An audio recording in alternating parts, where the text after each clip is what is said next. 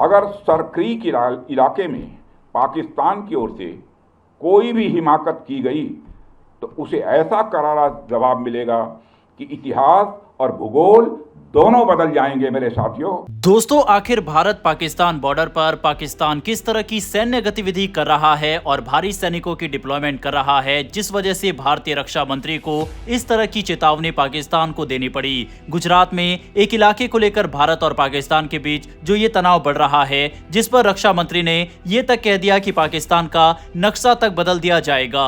इस पूरे विवाद को आसान भाषा में इस वीडियो में समझेंगे और किस तरह ये तनाव युद्ध का रूप भी ले सकता है, इसके बारे में जानेंगे।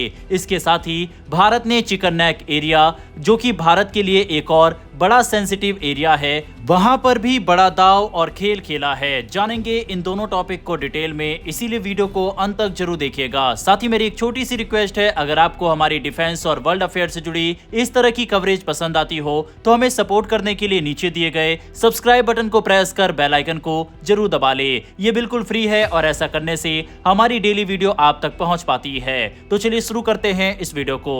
दरअसल भारत और पाकिस्तान के बीच ये विवाद सर क्रीक क्षेत्र को लेकर है। सबसे पहले इस क्षेत्र को और इसकी इंपोर्टेंस को समझते हैं। ये गुजरात के कच्छ और पाकिस्तान के सिंध प्रांत के बीच फैला हुआ एक दलदली इलाका है। ये करीब 96 किलोमीटर लंबा है और अरब सागर में जाकर मिलता है। यही इलाका भारत और पाकिस्तान के बीच लंबे समय से विवाद का कारण बना हुआ है। अब ये इलाका क्यों इतना महत्वपूर्ण है, इसे समझिए। सर क्रीक क्षेत्र को लेकर 5 अहम तथ्य है, इससे आपको ये विवाद और स्पष्ट रूप से समझ आएगा। सबसे पहला तथ्य यह है कि सर क्रीक गुजरात के रण ऑफ कच्छ और पाकिस्तान के सिंध प्रांत के बीच 96 किलोमीटर लंबा दलदली क्षेत्र है। इसे ब्रिटिश काल के एक प्रतिनिधि के नाम पर सर क्रीक कहा जाता है। ये अरब सागर तक फैला हुआ है और दोनों देशों के बीच एक प्राकृतिक सीमा का काम करता है। दूसरा तथ्य यह है कि सर क्रीक सिर्फ एक विवादित जमीन का टुकड़ा नहीं है, बल्कि सामरिक दृष्टि से बेहद अहम जगह है। यहाँ से अरब सागर के रास्ते पाकिस्तान और भारत दोनों के समुद्री क्षेत्र की निगरानी की जा सकती है। तीसरा, ये इलाका एशिया के सबसे बड़े मछली पकड़ने वाले क्षेत्रों में से एक है, जहां मछली पालन की बड़ी संभावना है और माना जाता है कि इसके नीचे तेल और गैस के भंडार भी छिपे हैं। लेकिन इस क्षेत्र की भौगोलिक स्थिति बहुत कठिन है। गर्मी के दिनों में यहाँ बेहद तपन होती है और रातें बेहद ठंडी होती है, जिससे इसे नेविगेट करना मुश्किल हो जाता है। चौथा तथ्य यह है कि यह विवाद काफी पुराना है। इसकी शुरुआत 1914 के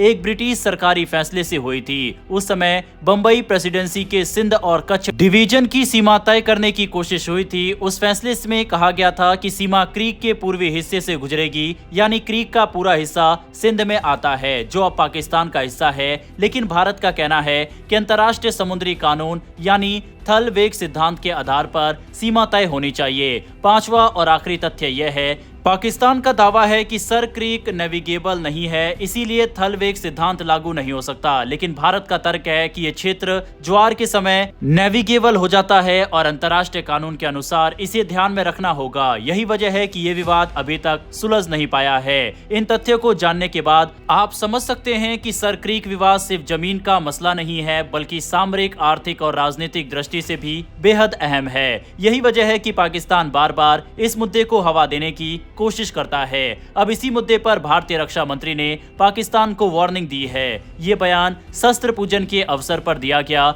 जहां रक्षा मंत्री ने पाकिस्तान पर आरोप लगाया कि वह जानबूझकर सर क्रीक विवाद को फिर से हवा देने की कोशिश कर रहा है। उन्होंने कहा कि भारत ने कई बार बातचीत से इस मुद्दे को सुलझाने की कोशिश की, लेकिन पाकिस्तान की नीयत कभी साफ नहीं रही। हाल ही में जिस तरह पाकिस्तान की सेना ने सर क्रीक से सटे इलाकों में अपनी सैन्य संरचना बढ़ाई है, उससे उसकी मंशा साफ झलकती है। रक्षा मंत्री ने साफ कहा कि भारतीय सेना और बीएसएफ पूरी चौकसी के साथ सीमा की रक्षा कर रहे हैं और अगर पाकिस्तान ने कोई भी गलत कदम उठाया तो उसे ऐसा करारा जवाब मिलेगा जिसकी गूंज सिर्फ इस क्षेत्र तक सीमित नहीं रहेगी। राजनाथ सिंह ने पाकिस्तान को याद दिलाया कि कराची जाने का एक रास्ता सर क्रीक से होकर भी जाता है।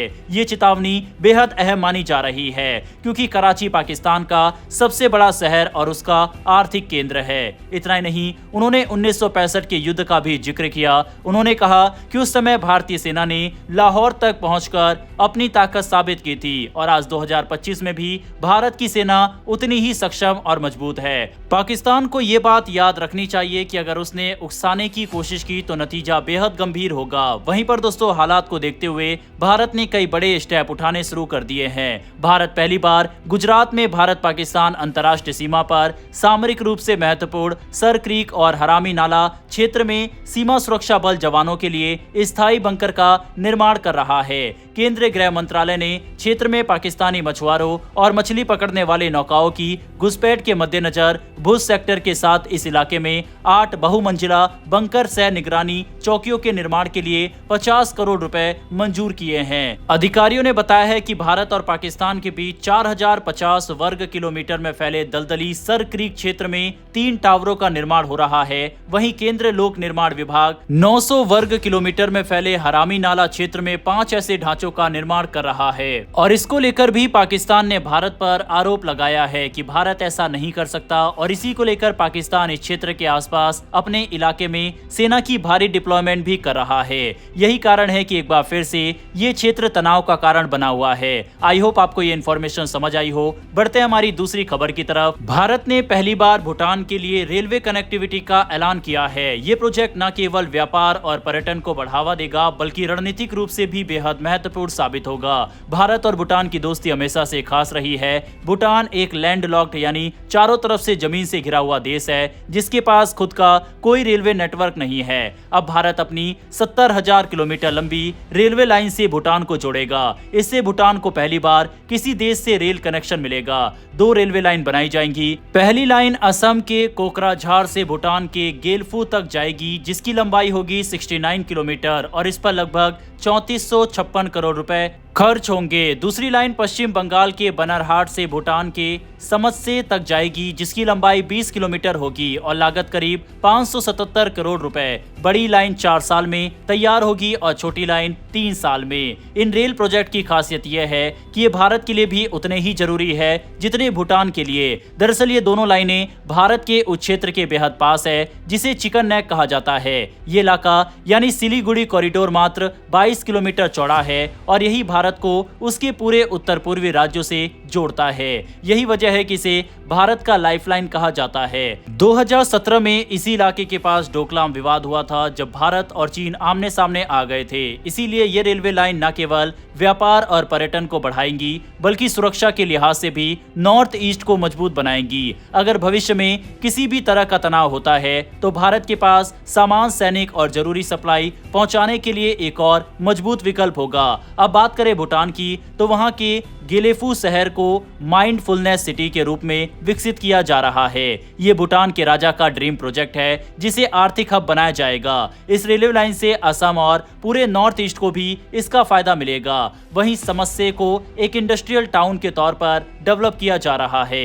यानी ये दोनों प्रोजेक्ट भूटान की अर्थव्यवस्था को नई ऊंचाई देंगे और भारत के नॉर्थ ईस्ट राज्यों में भी रोजगार और बिजनेस के नए अवसर खोलेंगे। इतिहास पर नजर डालें तो भारत और भूटान के बीच रेलवे कनेक्शन की चर्चा 2000 दशक में ही शुरू हो गई थी। 2005 में दोनों देशों ने इस पर एक समझौता भी किया था। हालांकि असली रफ्तार इस प्रोजेक्ट को 2024 में प्रधानमंत्री नरेंद्र मोदी की भूटान यात्रा के दौरान मिली, जब इन 2 रूट्स पर औपचारिक सहमति बन गई। भारत इस पूरे प्रोजेक्ट का खर्च खुद उठा रहा है। लगभग 4033 करोड़ रुपए का ये निवेश इस बात का सबूत है कि भारत और भूटान के बीच भरोसा और साझेदारी कितनी गहरी है।